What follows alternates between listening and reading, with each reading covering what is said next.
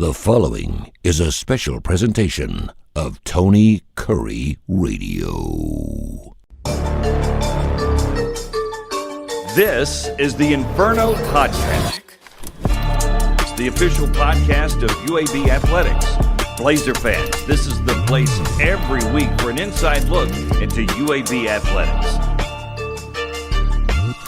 This episode is brought to you by Pearl River Resort. Welcome into the Inferno Podcast. Scott Griffin here. Season 2, we're already at episode 9. Can you believe it? As we talk a little football today. And of course, our episode rundown brought to you by Legacy Credit Union, the official credit union of UAB Athletics. Leading off the show, as you would expect, head coach Trent Dilfer. We find out what happened at the end of the Tennessee week and game and how he feels about that now with a week in between and the off week and how they prep for that. They've got Army coming in this weekend. Conference season will start getting really week after week, the bulk of that, so we'll talk about that as well. And then our Blazer of the week, Elijah Lagg, the tight end who has come over from Copiah Lincoln, Arkansas native, and he's hanging out with us today about his dreams and aspirations here in the Blazer career that he has chosen to be here with UAB. And then, of course, we'll give you the fall sports, everything going on. We've got tons of action coming up here on UAB, so check that out as well. As always, you can like and subscribe, ring the bell for notifications, and sign up and get those notifications on whatever platform you get with the Inferno Podcast. So we'll take a break, come back, and we'll talk to Trent Dilfer again, the post-Tennessee, pre-Army couple of week window there when we return here on the Inferno Podcast. Hang on.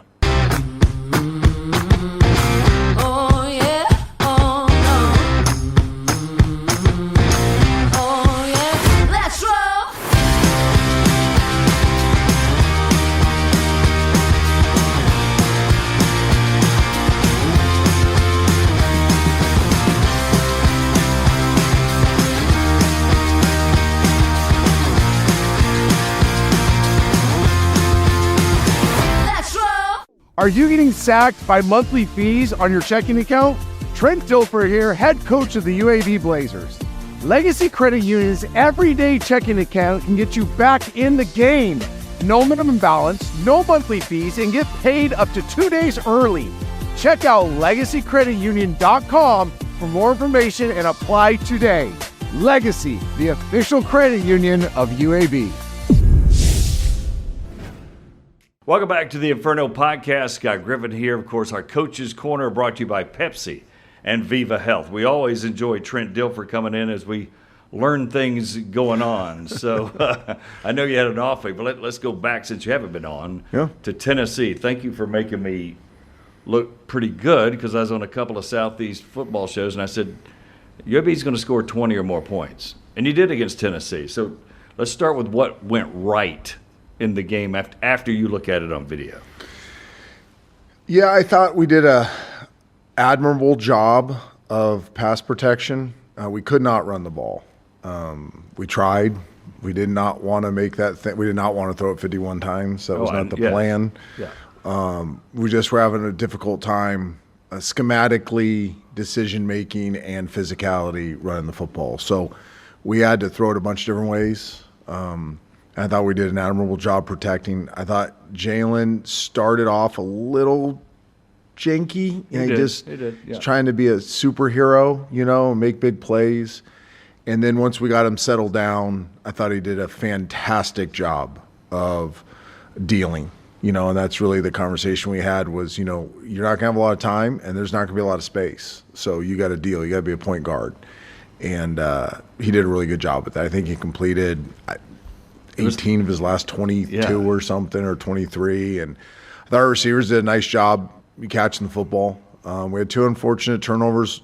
One was an exceptional play by a defender, their nickel punching the ball out, and another one was miscommunication between the quarterback and the tight end. So that was disappointing. But we were able to punch it in, make a couple big plays, being unique on offense. And We talked all week long, regardless of what the score of the game was. We wanted to play our best football the last 10, 15 plays of the game. And I will say we did. Offensively no doubt. we did, and defensively we did. So that was encouraging. I think our guys entered the bye week with, humility, which is good. You play a team with $21 million roster, you're going to get humbled a little bit. And I think they handled that well, but also hungry. So humble and hungry and knowing some confidence, knowing that against a team with 20x the payroll that, they could still compete and do some good things. And now we need to build on those things and take in a conference play.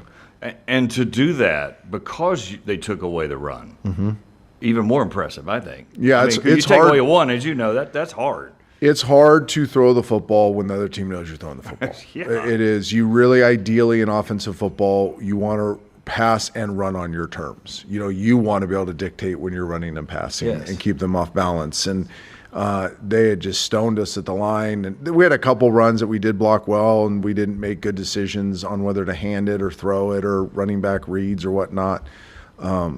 But to play an entire half where they know you're going to throw it and to have some success was a big positive takeaway.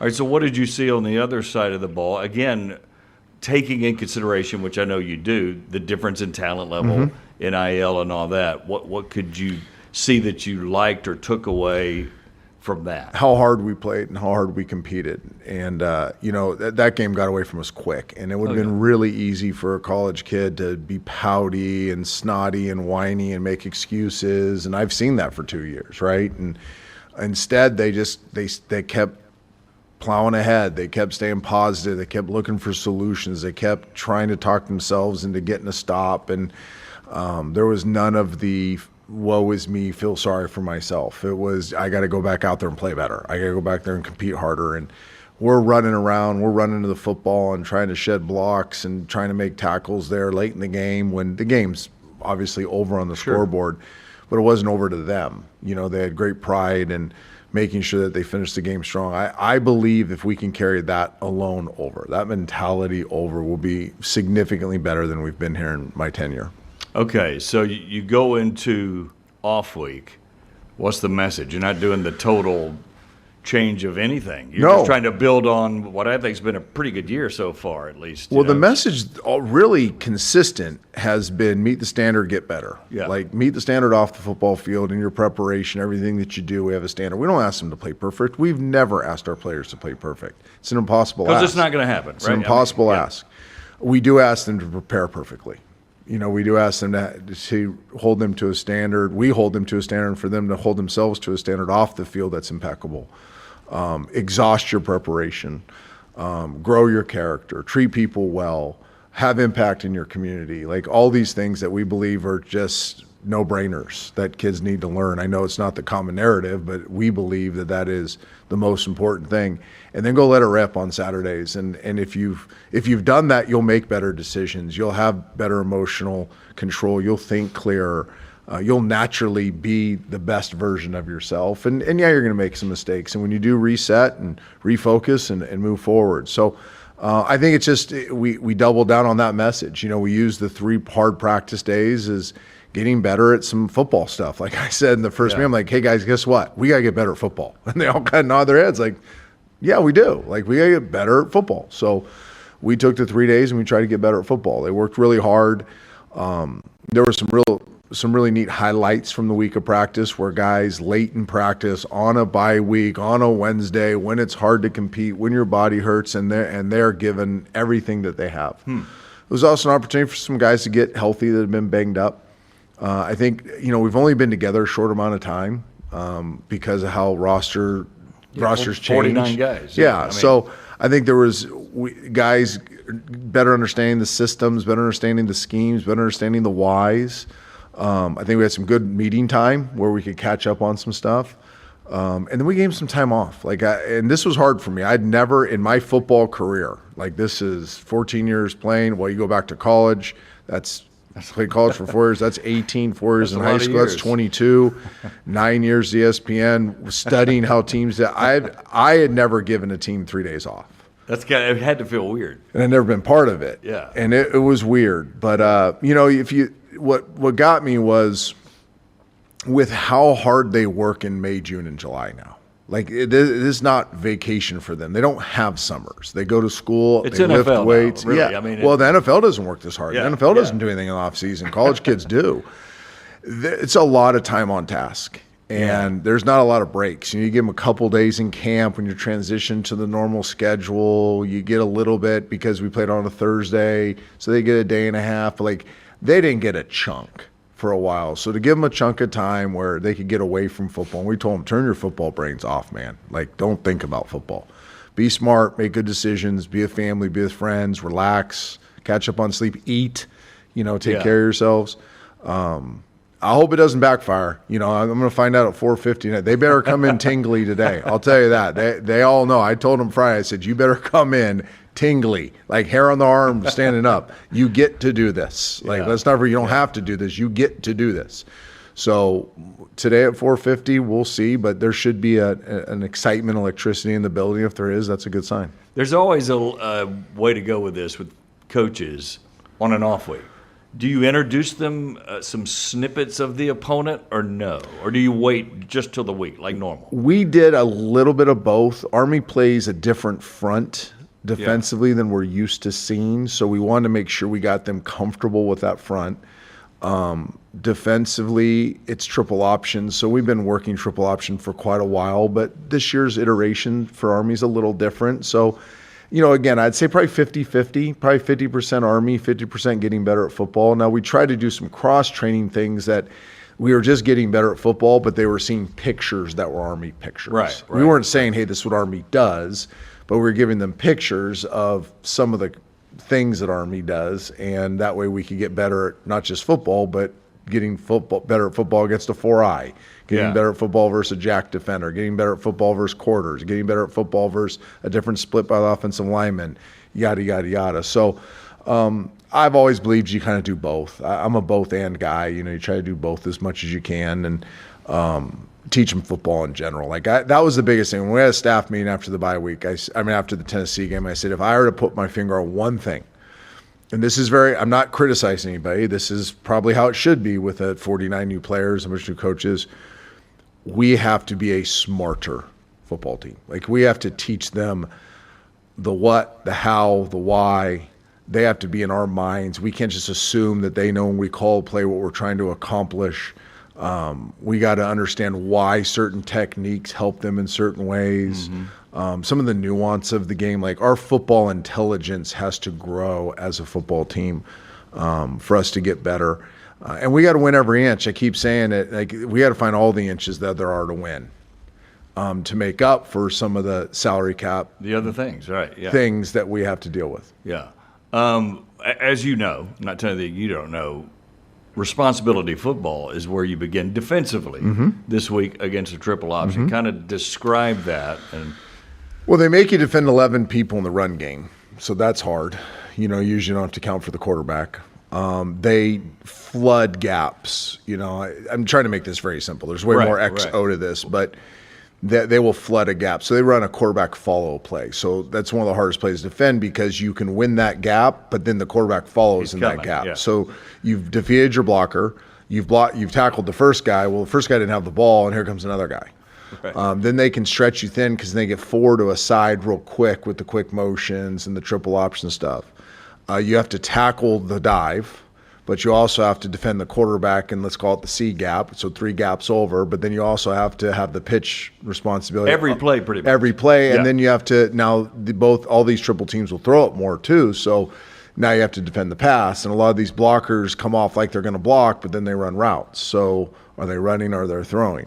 So it creates a ton of conflict for your defense. A lot of one-on-one tackling. So like traditional offense, if you have an idea what's coming, you can rally other hats to the ball and rally tackle. Here you have a lot of one-on-one tackles because the other players are playing their responsibility. They're either gap sound or they're tackling somebody. So yeah, there's a lot of eye candy that goes with it, and then there's just a lot of difficult assignments that come in with it. And then you add the hardest thing about playing Army and Navy, and this is what the players will hear. They won't hear a lot of XO from me, but what they'll hear from me is however hard you think is the hardest you play, they play harder. Yeah. Like I thought, I'm going to show the offense this. They get beat by North Texas and by East Carolina, and both offenses scored a lot against their defense. So on paper, you'd be like, oh, okay, this is a defense we can take advantage of. You watch the second halves of those games where Army's made some adjustments, and they win both those second halves from a physicality standpoint. ECU had to make plays. Like, they didn't have wide open people. They didn't have huge rushing lanes. They just made some – I'll compliment East Carolina. Their players played as hard as Army players played, if not harder. That in the first half. That hardly ever happens. And in the second half, Army kicked their tails a little bit. Army got after North Texas in the second half a little bit. So you have to be able to – you have to have a mindset of, for 60 minutes, I'm going to go against somebody that at some point in his life is going to be defending our freedom, and he's putting his life on the line. He's going to play that hard. That's his DNA. That's how he's wired. Like, he wouldn't be there if he wasn't wired that. Can I meet that? Yeah. Can I be the guy that meets that intensity and that physicality and that focus and that commitment for 60 minutes? Very few college football players can say yes, and that's why they win consistently. We have to get ours to understand that that's the battle at hand. And that is a stake in the heart mentality. Yes. Until the clock says zero. They do From not, your standpoint. If you watch Army's last – it's the last snap is 2 last snaps are kneel downs against East Carolina, if I can remember correctly. But the 3 snaps before those kneel downs, they have backups in the game because the game's at hand. It's 28-6 or something. It's the hardest they played the whole game. It's they don't look at the scoreboard. I'm telling you, it's a standard. Yeah, they just don't. In fact, last year's schedule, they didn't put a single opponent on their schedule when they went public, like that schedule that's back there. Yeah, like they didn't have names. They just went 1-0, 1-0. It's game us 3, right? It's us versus us. Like, in their minds, and I've had teams like this. One of my high school teams was like this. We didn't even know who we played the next week. It was us versus us. We didn't care. Yeah, didn't matter who we played. We had a standard, and they feel that way. And I think our kids need to understand that because however the ball bounces, however we execute. I mean, it's college football. It's kind of, you never know on some of those things. The one thing you can control is how hard you play for 60 minutes. And our kids need to play the hardest they've ever played in their lives for 60 minutes. So, as people, and you probably know this, when they look at service academies, Air Force, Navy, Army, they kind of group them together, act like they're together. So this may be a stupid question to you, but having played Navy already, how does it help in prepping for Army, either schematically or just mentally? I think at the line of scrimmage it helps because what's very hard to replicate is the type of blocking schemes that you get from Army and Navy. So I'm saying defensively. Right. You got them versus Navy. Now you're going to see them again. Same kind of similar iterations of them from Army. Offensively, it helps on the same thing. The line of scrimmage, the relentless effort their defensive line, linebackers play with. Like, you're going to block them. Like, you're probably bigger and stronger and maybe more athletic than them at times. So you're going to get in position to block them. Can you sustain the blocks? If you look at the second half of Navy, we have had a bunch of times. They just kick our tails and get off blocks. That's why we couldn't run the football. We have open players, but they play a little bit harder. Like, it's you have to finish. If you just want the simplest term, this game is about finishing. The academies tend to finish better than non-academy schools. And that's why they've been really good. That's why they have consistently won. Yeah, that's incredible. What do you like? Because we're kind of at the midway point, very close. Just generally, because I know you could go 1,000 different roads here with this question, but what are you liking that you see consistently right now? And then what concerns you? Hey, we need to ramp this up consistently. I think this group knows how to work. Last year I made the mistake of thinking that how you practice is how you play. We had some great practices last year that did not turn into horrific game experiences. When I looked back at that, because it really puzzled me, I'd never been around that before in my life. I'd never been around a team that could practice well and then play bad. That is weird. It was weird. Yeah, it's very bizarre. It was bizarre. Yeah. But what I looked at was that, one, we didn't practice hard enough. Like, we didn't demand enough in practice. So they could fake their way through practice in terms of how hard they were working. I told everybody I was never going to get conned again. So one of the things we did is we cranked up how hard we practice. You can't fake it through a practice here. This group shows up and works. Like, they are working really, really hard. It is 85% of the roster shows up every single day with the attitude of, I got to get better today. I got to work. Like, this is going to be hard, but I'm gonna dive into it and be better at the end of the day. That's something I'm really proud of. I think they've really worked hard on staying positive. Like, they've really recognized how when you get the feeling sorry, the self-pity, when you get the victim mentality, when you get all that stuff, that you spiral as an athlete. And so that I think they're really pushing hard to stay positive and to stay optimistic and to look forward and to do, flush whatever bad happened or whatever good happened, moved on to the next thing. I think they're really working hard on controlling their emotions. We have not had a lot of emotional outbursts. We have the one unfortunate incident with Sherrod that he's being disciplined for. Right. But we haven't had a lot of the extracurricular stuff. Our guys have done a good job controlling their emotions. And they're getting better. Like, we on both sides of the ball, we see young players that are getting better. We see veterans that are getting better. They're playing better together. Now, are we where we need to be consistently good? No, I don't think we're there yet. But we're showing a lot of signs in a lot of areas of market improvement. And we're trusting that will equal wins. So we've got the bulk of the conference obviously coming. You dipped your toe in, but we got it really coming now. How key is this game? Do you, because you could go either way, right? You can build it up and go, hey man, this could make our season or not, or which is dangerous to do, right? Because you don't know. But to you personally, without talking to the team, how key is this game? I think it's big as we're at home. You got to learn how to win consistently at home. You got to win. You got to defend your home turf, especially in conference. I think it's really important because we have an advantage of having the week off. Now they have a couple extra days. We have a week off, so our bodies should be fresher, faster, stronger, healthier if we handled the bye week appropriately, which we believe we did. I think it's important because, and this is the coach answer, but it's so true, because in my world, the next one is the most important world. Most important. It's the only way you got to. And I've never known any different. I was raised by parents that were athletes, right, and that were coaches. And I remember being in Little League games, playing the bad team, and my dad just being like, this is the most important game you've played in. Like, they stink. We're going to beat them by 13. It's like, no.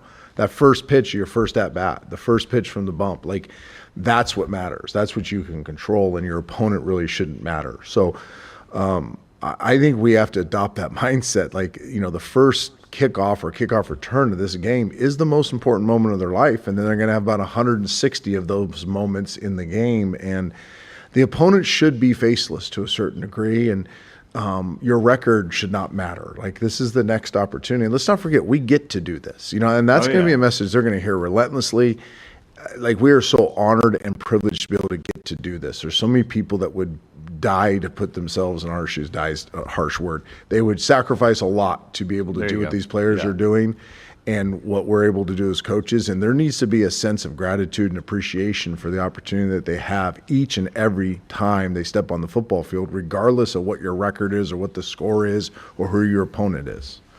Did you took a break? I mean, because I did. I had a grandchild. Right. No, congratulations. I forgot about that. They were very close last time. I actually didn't have the grandchild. Right. My daughter had the grandchild. Right. Exactly. So, grandchild number 3. Good timing, by the way. It was great timing. Yeah. She had her midweek, so I didn't get to see her the first couple days, but we got done Friday.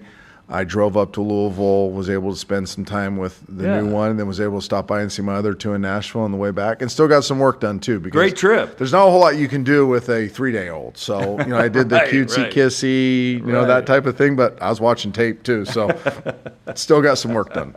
Congratulations. Thank you. That's fantastic. Yeah, very blessed. But you get to get a refresher too mentally, and even though, yes, you never get away from work football season, but you got to do that, and that's great. And we did. And we told the coaches, like I told the coaches, get out of here. Yeah. Like Friday afternoon, somewhere wandering around the building, I'm like, hey, get out of here. Like, you guys need to be dads and husbands and friends. Go out to eat, relax, right? Whatever. And do, get your hair cut and get your car washed and, pay some bills you haven't paid and go through some mail. Like, we have lives too. And you need to live your life a little bit. So I was pleased that they were able to get a break to do that. Absolutely. You feel better now as we wrap up As you considering where you were, if you can transplant yourself back to last year, you're never satisfied. I know you're a head coach. You're never satisfied. You're looking at it way differently than we are. I think we're growing. I think that's what I'd say. If somebody had me do what are we, 24, 28 games into this thing, it's been very disappointing. I'll be the first to admit. But I do believe there's significant growth. Like we have shown significant, and it's not just me that says it. Like our players say it, our coaches say it, our administrators say it, our fans say it. Like you could see us growing. We need to grow faster, and that growth needs to equal wins. This is a bottom line business in college football, and you have to win football games. But I am really proud of the organization's growth. I think we've made some big leaps and bounds. I feel better about where we're at. There's still some things I'm pushing hard and tweaking to change, but for the most part, I feel like we're creating a winning culture, a winning standard, and now it just we got to show up and play. We got to find a way in my tenure to take the preparation and turn it into high-level execution on Saturdays. That's been the one missing link. It's the most important thing. But that's the one I just continue to I'm wrapping my brain around. I think about nonstop is what are we missing to allow these kids to go out on Saturdays and play their very best ball individually, as units, and as a team? The final question. You did the mirror look, which I thought was terrific. We've already talked about that. As you look at yourself now, that's going like you envisioned and wanted, with your impact on the team, which is really the things you just talked about. I continue to grow. Not that you're ever going to be satisfied. I continue to grow and get better at this. I say that every week. I think I'm trying to figure out. I've always been formulaic on how you win. There are formulas that have won for years that I've been very fortunate enough to be a part of, right, and be able to build. I think you have to change at certain times based on who your people are. And I'm trying to find the best way for this team to win. Get out of my formulaic approach and say, there's a lot of ways to win games. What's this team's way? What's the best way for this team to win? Now, their burden in that is you can't turn it over. You can't beat yourself. We can do a lot of things. But if we have stupid penalties and turn the ball over and drop interceptions and don't recover fumbles and don't tackle, it's going to be very hard to win. But we start doing the basics well as players. I think there's some things that we can do as coaches to give them a better chance to succeed. All right. Good luck Saturday. Appreciate it. Yeah, it's a big game Saturday, 11 o'clock, Protective Stadium. Be sure you get out there and support the Blazers. We'll take a break. We'll come back with our Blazer of the Week here on the Inferno Podcast.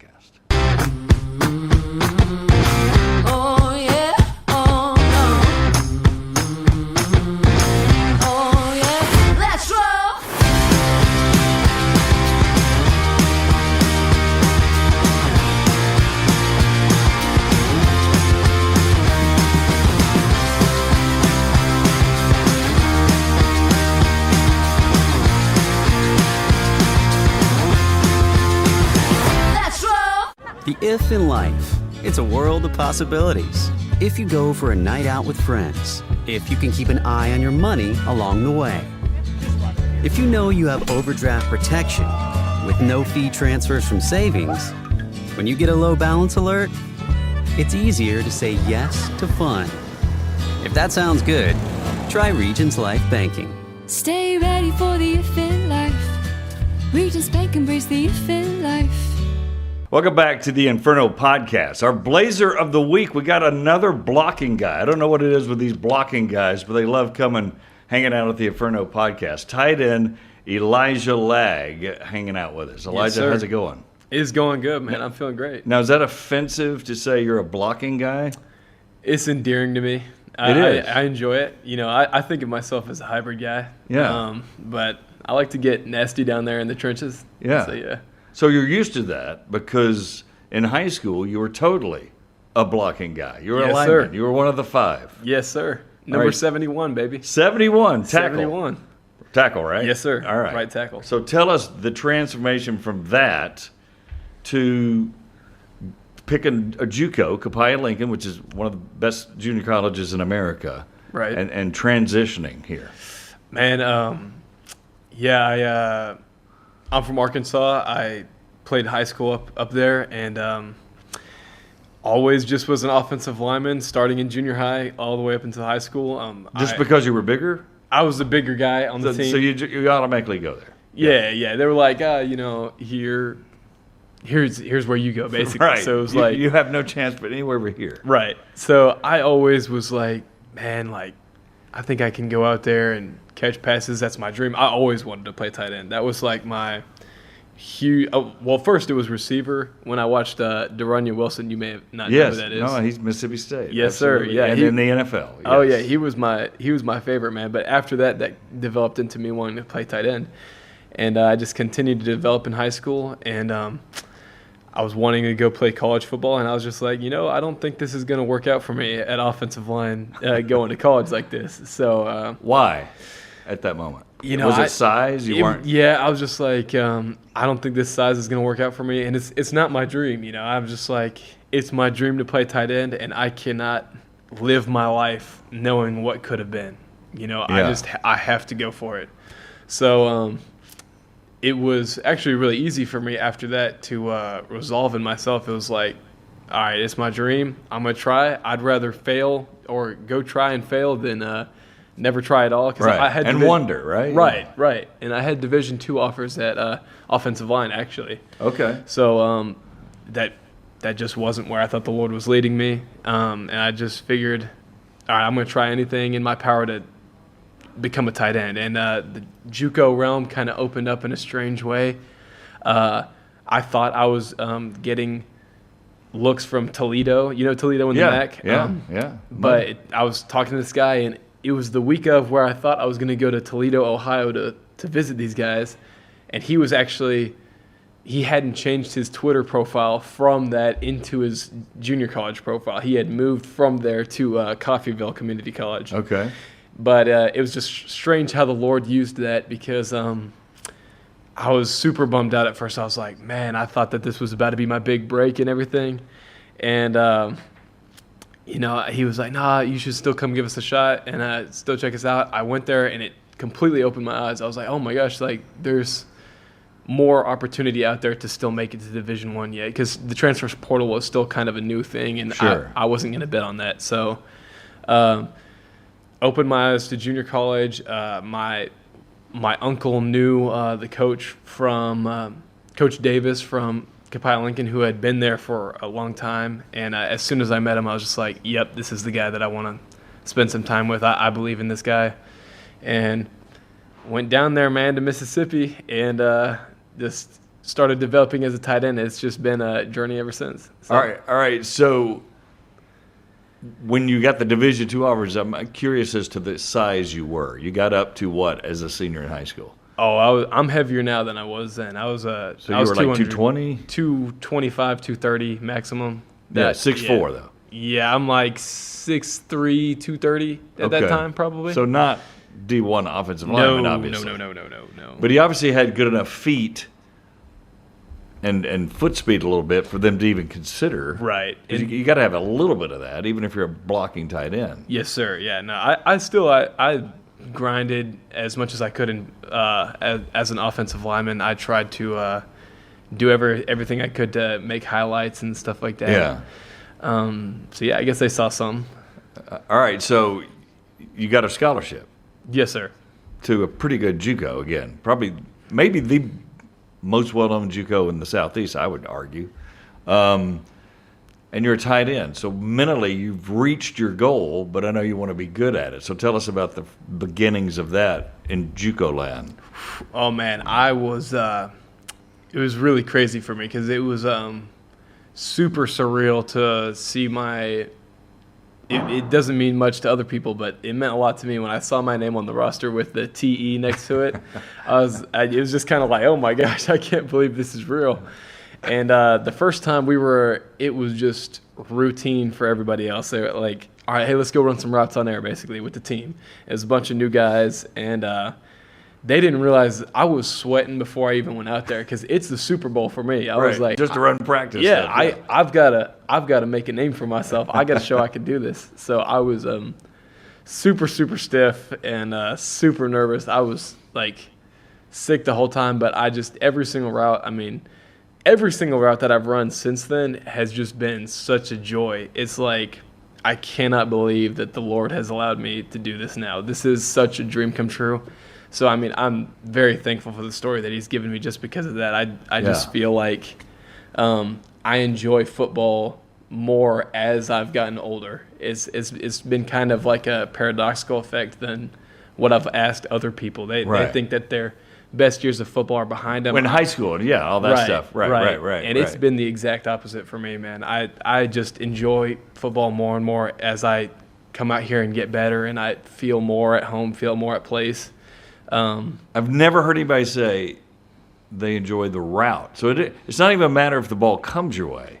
Man, it's just the route is fantastic for you. I love every I mean, obviously I love catching the ball. That's of course, a huge part. But just getting to run, just getting to go out there, run, just try and beat somebody with my speed, beat somebody with my athleticism, that has been just such a dream come true for me. I mean, it's fantastic. I love it. I have never heard that as a dream, and that's very cool, by the way. Oh, I appreciate it, man. Yeah. All right, so did you emulate Witten, or there's so many. You got San Francisco guy. I can't remember his name now. Juszczyk. Well, yeah, or Kittle. Kittle. Those are my favorites. You've got those kind of guys up there. Obviously, gosh, my mind's going like Chiefs tight end. I Kelsey. Like Kelsey, and I like Noah. No, I'm going blank on tight ends because I love tight ends. Right. But do you emulate anybody? Man, I'll tell you right now, my favorite tight end right now is Sam Laporta. Do you know who Sam Laporta is? Yes. But I try to watch guys that are my size and kind of like have my same sort of, I don't know, it seems like I try to emulate their style. My favorites are Sam Laporta, George Kittle, Kyle Juszczyk, Brock Bowers. I love Brock Bowers, man. That dude's awesome. Yeah. And I love Travis Kelce, and I love Noah Gray. Those guys, both for the Chiefs, are awesome. I love Gray's the backup, but he's really good. Oh, he's great. He's great, and I really like him because he's a super selfless guy. When you watch him, he a lot of times is running to get other people open. Right. But when the ball finds him, I think he's just super, super reliable, and I just really like to emulate his game as well. Yeah. But it is the world of, and it's probably, I think of all sports, the world of tight end can be glamorous and glorified, like Kelsey. Sure. Who's not the greatest blocker, but he's caught 1,000 passes, right? Or whatever he's caught. Then you've got the blocking tight end that's so key to success with a team that likes to run the ball that may not catch as many, but just as critical. For sure. You've got these combining of worlds where you're not still have to block some, but you can be a guy that, to your point, runs a route and catches a pass. That's got to be a cool. I think it's the best position in sports, man. I really do. It's a kind of this sounds crazy. Lay your life on the line, but I like getting down there with the offensive line and get nasty in the trenches, man. Make a difference in the run game. I've always loved pancaking people. That is one of the greatest feelings in sports, especially just because it's super difficult for an offensive guy who's not allowed to hold. That's a huge part of you can't. You guys never hold in your life. Oh, never in my life. Never in my life. Is that right? No, but I get what you're saying, though. Yeah. But if I had it my way, I would like to be like a 50-50 guy. That's why I love Sam Laporta so much, is because he does get down in the trenches and he helps out in the run game, as well as he's a super elite route runner and pass catcher. So that's who I'd like to be. And his coach was a pretty good tight end in his day. So what grabs you about, and I know you love running routes, you've already stated that, but the fact that you can block and you are a really good blocking tight end has to be attributed to, well, I was a lineman for all those years, right? I mean, that had to prepare you so well for that, because let's be honest, a lot of tight ends don't want to block well. That's their least favorite deal. Not really, no. Yeah. I would say that it's kind of an interesting story, but I also wrestled in high school. Okay. And that really, just understanding leverage and stuff like that has brought me a long ways. Paired with my offensive line journey, I've kind of gotten used to kind of getting in and tangoing with guys that are a lot larger than I am. So that kind of, I think, honestly, more than anything, the leverage as well as just the, I guess, the mentality that wrestling will give you when it's like, you know what, this guy may be bigger than me, but there's no reason I can't beat this guy. Yeah. You know? And that one-on-one mentality. Oh, yes. Because when you're blocking, it's me and you, right? Yes, sir. Mano y mano. Yeah. But yeah, for sure. No, I mean, that wrestling has brought me a super far way. I mean, it has helped me out with recruiting, helped me out with life, taught me a lot of lessons. But those two things, I think, have been monumental in forming me as a blocking tight end as well. Elijah Lagg, our guest here, tight end on UAB. Now, 6 total catches. Yes, sir. You probably remember each one and can detail it. I believe so. And now I'm talking about in Capaya. At Capaya, 6 total catches, right? Right. I think it might have been 7, actually. 7, all right. I think it might have been 7. But yeah, yes, sir. All right, so this year alone, he's already got 5. You're almost to your complete 2-year total. Yes, sir. So they're throwing to you like nuts, probably in your mind. I'm sitting there going, well, that's not very many. You're probably thinking, I'm overjoyed with 5 catches so far. Yeah, that is exactly how it feels. Actually, it's like, man, these guys are feeding me. Like, let's go, man. Won a game. Yeah, no, it's pretty great, man. I guess I can't. That's just another reason of why I think I enjoy it more and more, is that I'm just getting more opportunity as I come along as well. And it's nice. I'm kind of getting my feet wet with the run after catch and stuff like that. Yeah. That's obviously something that you work on more in a game than anything else. So that's been tremendous. But yeah, I think, man, I got about 12 receptions in game under my belt. I haven't touched the end zone yet. I'm excited for that experience. It's coming soon. I can feel it. I'm due, man. So I'm excited. So how did you develop your hands? Did you work on that or not really? Or did you always had good hands and we just didn't know it? Or what? I would say I did always have good hands because, oh man, my dad's going to love this. My dad and I, even as an offensive lineman, we would catch probably, I mean, it was an absurd number of balls after practice, after games. If I was down, if I was up, that's part of your deal. Yeah. That I love throwing the football and catching the ball. That's kind of a reason why I always wanted to play tight end. And he and I would just stay, I mean, literally hours, and just talk shop, talk life, and just be throwing the football back to each other. And I really truly do believe that that's what kind of developed my hands first before anything else. Like you remember that as long as you can remember back to anything, oh my gosh. Correct? Yes, sir. Yeah, just catching. Yes, sir. That's awesome. That's awesome. So why UAB when you came out? The recruiting process was actually pretty crazy for me. Coming out of junior college, I had options, and then I didn't have options, and I had options again. It was kind of in and out for a while there.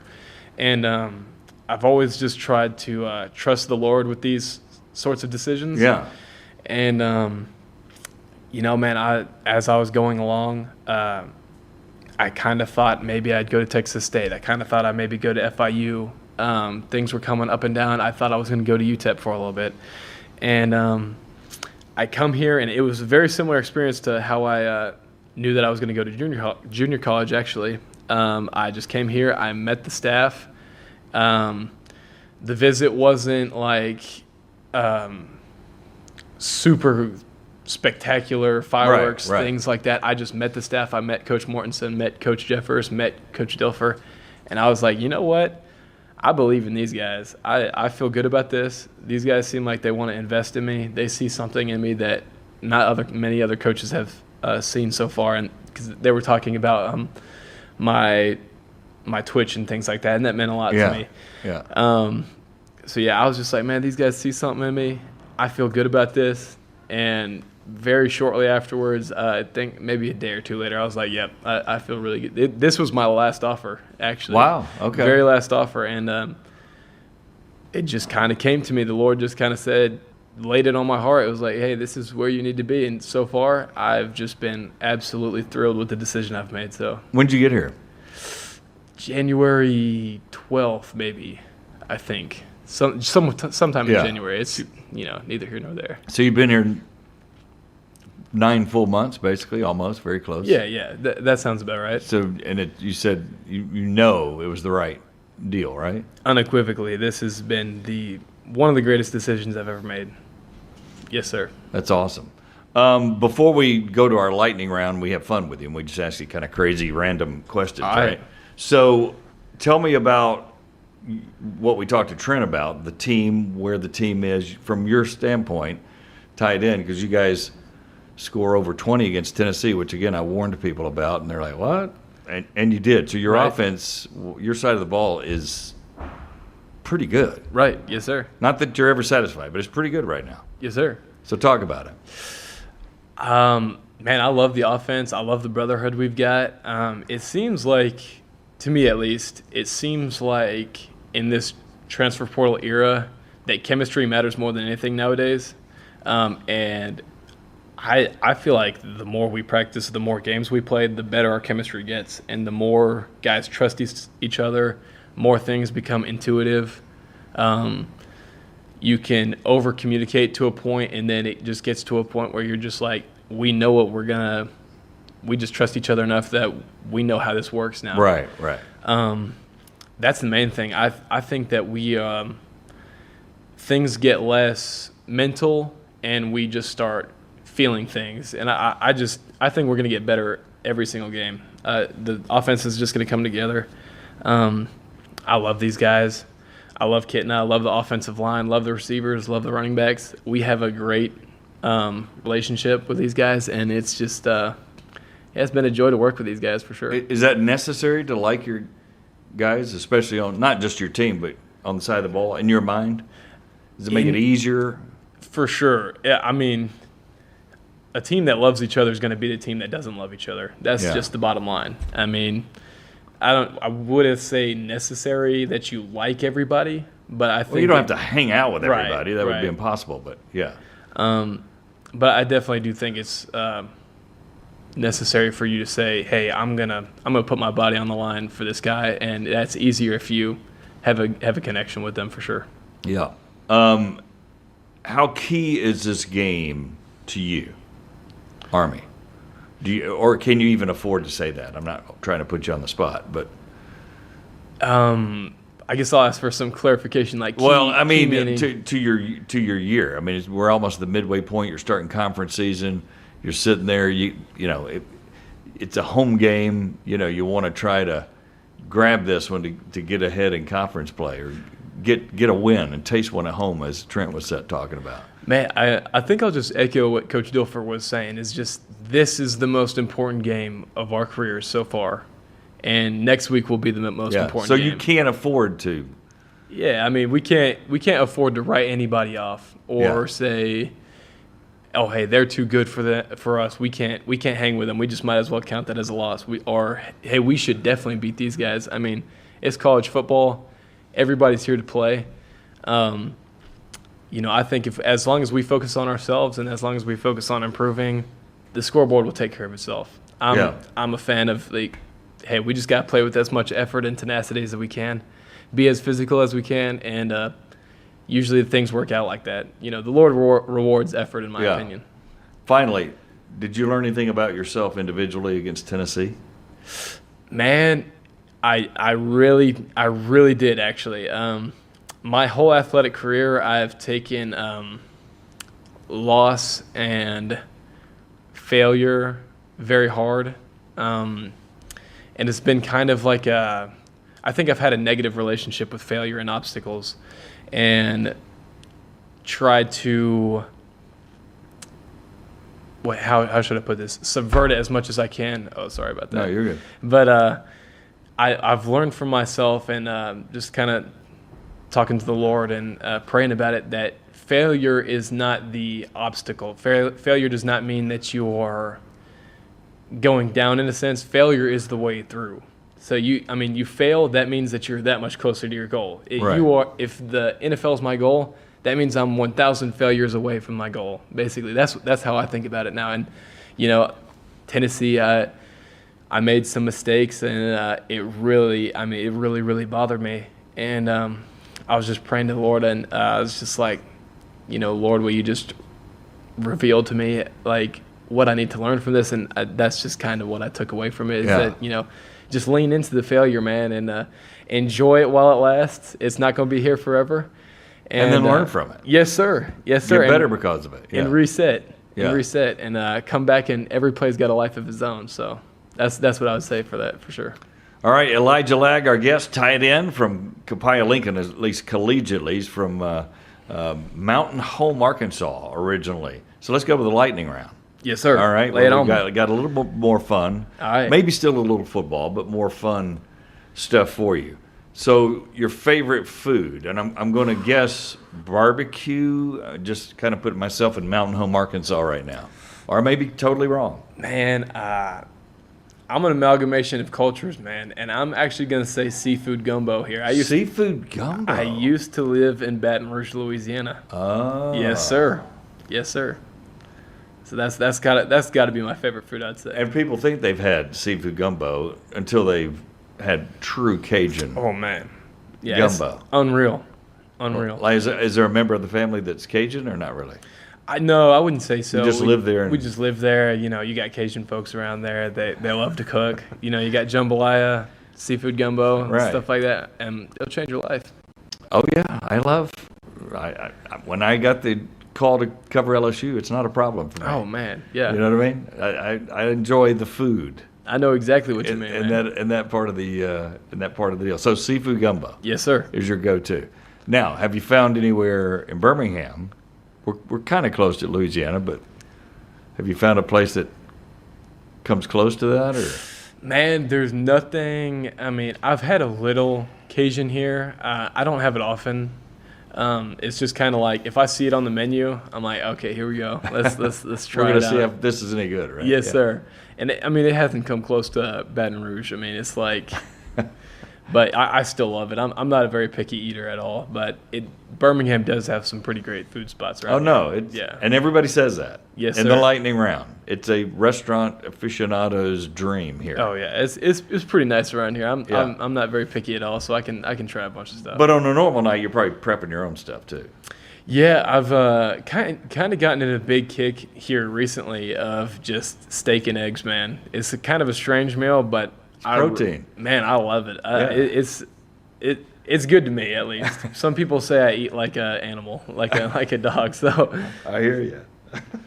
All right, so what is the greatest thing about being a tight end, and what's the absolute, man, I could do without that part of being a tight end? Greatest thing about being a tight end, or most enjoyable, either way?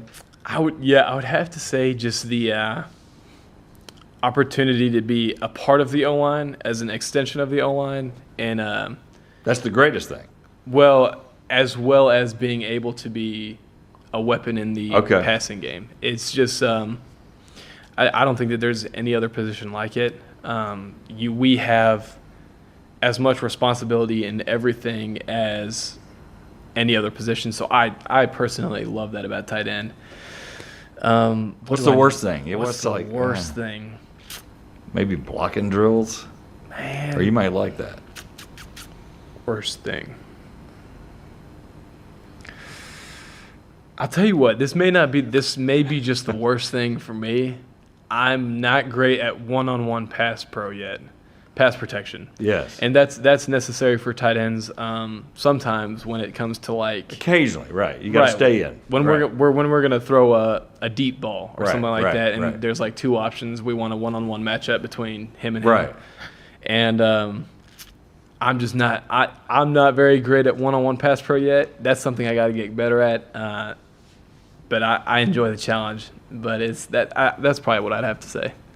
For my most disliked, I guess. Now, a lot of times we'll ask people, regardless of sport, whatever position they play, well, which one would you like to play? But you've already answered that. You're playing the position, actually, you would choose to play. Yes, sir. You have no desire to be a defensive guy or a quarterback. No.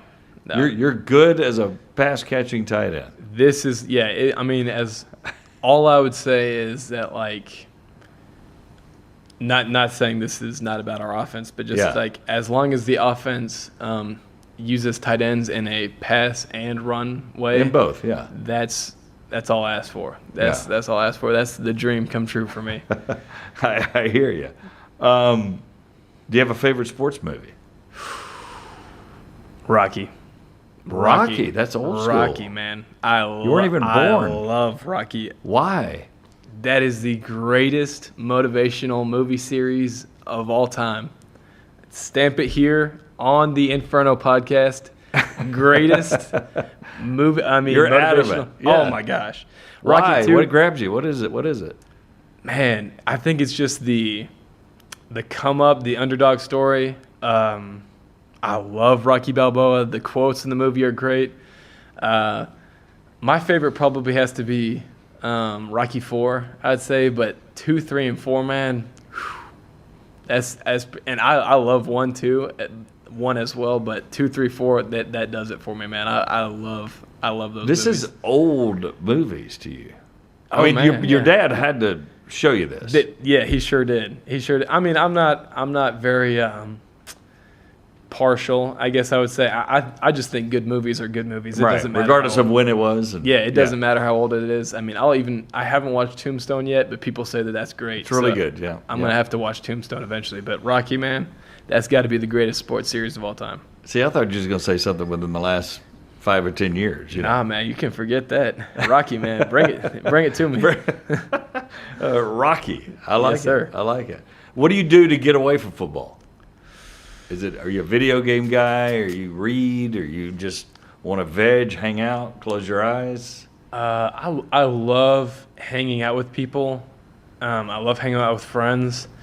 I'm a big swimmer. I love to swim. Really? Yes, sir. There's lakes where I'm from, and I really do enjoy to swim. Love outdoorsy stuff. I don't really like sitting around too much because it kind of makes me feel, I don't know. I'm a kind of an antsy lethargic? person. Yeah. I'm a more intense person, so it kind of like, I don't know. It kind of wigs me out a little bit, so I need to get out and move a little bit. But I enjoy to do all sorts of different things. Have you found any good lakes around here? Not really. Actually, this was a terrible thing that I really shouldn't have done. But me and the tight ends, we went to the Cahaba River. And apparently, there's all sorts of crazy things in there. But we swam we swam in there. Oh my gosh, it was so much fun though. Did you do it for the off weekend? It was back in the summer. Oh, back in the summer. Back in the summer. Okay. Yeah, but I haven't found any lakes around here yet. But we definitely did take a dip. We got good lakes, man. You need to really? get out. Yeah, man. I need to give it a shot then. Yeah, Smith Lake. Check it out. Yes, sir. Write that down. Very easy to remember, Smith Lake. Before you go, if you could write the story to the end of your career, it says, whether that's college, NFL, whatever the end of your career says, it says what? I guess I would say, I would say that the end of my career would say he was a great tight end in the league. He made plays, but above all, he was a strong man with a soft heart, and he led people to the Lord with the way he played. That's what I would say. That'd be the ultimate compliment. That would be the end all be all for me. Well, congratulations. You'll probably get there. I hope so, man. We'll see where the Lord leads me. Yeah. Final question though, since you're very adamant in your faith, is there a story behind Elijah? Oh, the Old Testament Elijah? Well, and your name. Well, that's my parents actually. Well, obviously they named me after Elijah from the Old Testament. Yes. My name actually means Jehovah is my God, and I love the Old Testament. Elijah, he's very courageous. He actually kind of. I like that he kind of laughs at the. I forgot what their name. They were preaching to Baal, and they were worshiping Baal, and I like that he kind of makes fun of them. And he just kind of mocks in their face and says, my God's so much greater than yours and all this stuff. And he was a courageous man, and I strive to be like him one day. So, I've known the Lord for a while now, man. I came to know the Lord when I was pretty young, I would say, and I've been developing ever since then. My dad's actually a pastor up in Arkansas. He was a pastor of City on a Hill Church. And man, I've just been blessed with a fantastic family and a fantastic foundation for my faith. So, yes, sir. Good stuff. We appreciate it. Yes, sir. Thank you. All right. It's Elijah Lagg, the tight end for the UAB Blazers, our Blazer of the Week. More of the Inferno podcast in a moment.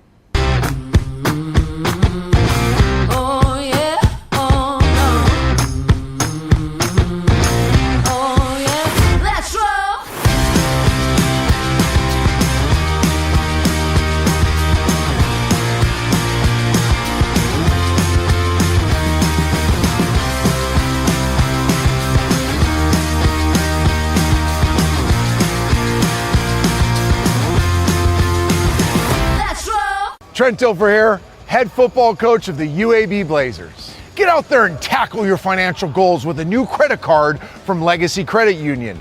Legacy offers multiple credit cards for whatever your financial objectives are. You can begin earning rewards today with a credit card from Legacy Credit Union. Legacy, the official credit union of UAB.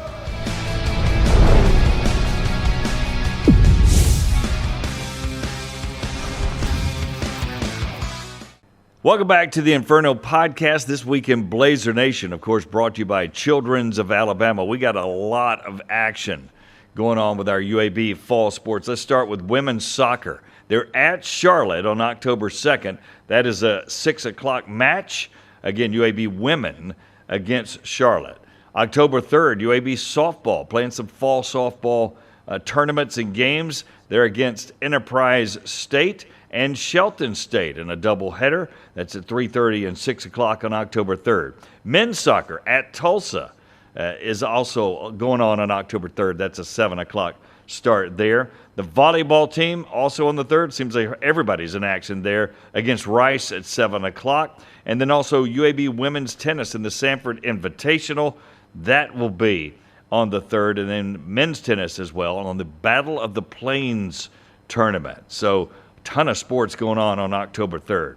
Then Saturday, of course, UAB football against Army at Protective Stadium. That's a nice 11 o'clock kick. Should be great weather for that game. Women's cross country at the Chili Pepper Festival will be also on Saturday at 11 o'clock, same exact time as the football team. Sunday, October 5th, the UAB volleyball team takes on Texas San Antonio. That's at 1 o'clock. And then also the men's golf team in action, October 5th through the 7th. At the Marquette Intercollegiate at Erin Hills. They'll be in action the 5th through the 7th. And finally, men's soccer at home against Jacksonville on the 7th. That's a 7 o'clock match start there. So a ton of action on all the sports, 4 or 5 different sports there to check it out on This Week in Blazer Nation. Again, brought to you by Children's of Alabama. Thanks for watching the Inferno podcast. Thanks to Trent Dilfer and Elijah Lagg for hanging out with us as well. Next week, we'll have Andy Kennedy coming by to talk a little basketball as they've already begun practice as well. For all the folks here at the Inferno podcast, Scott Griffin saying so long. We'll see you next week.